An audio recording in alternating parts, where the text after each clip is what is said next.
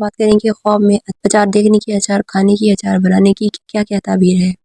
خواب میں اچار کھاتے ہوئے اپنے آپ کو دیکھنا دین سے پھر جانے، مرتد ہو جانے، بے ایمان ہو جانے کی علامت و نشانی ہے۔ کوئی شخص خواب میں اچار دیکھے تو اس کی تعبیر یہ ہے کہ وہ دین سے مرتد ہو جائے گا، بے ایمان ہو جائے گا،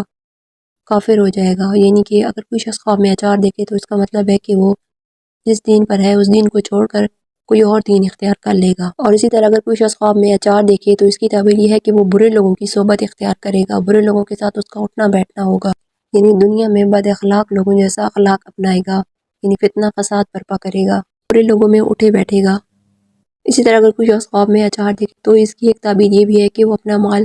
فضول جگہ پہ خرچ کرے گا، مناسب جگہ کے بجائے نامناسب جگہ پر اپنا مال خرچ کرے گا، فضول جگہ پہ اپنا پیسہ لگائے گا،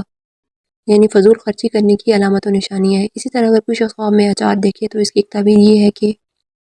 یعنی کہ خواب دیکھنے والا وعدہ شکنی کرے گا، اگر کوئی کسی سے وعدہ کرے گا تو وہ وعدہ پورا نہیں کرے گا، وعدے کو توڑ دے گا، یعنی وعدہ اس لیے کرے گا کہ وہ وعدے کو جان بوجھ کر پورا نہ کرے اور توڑ دے گا۔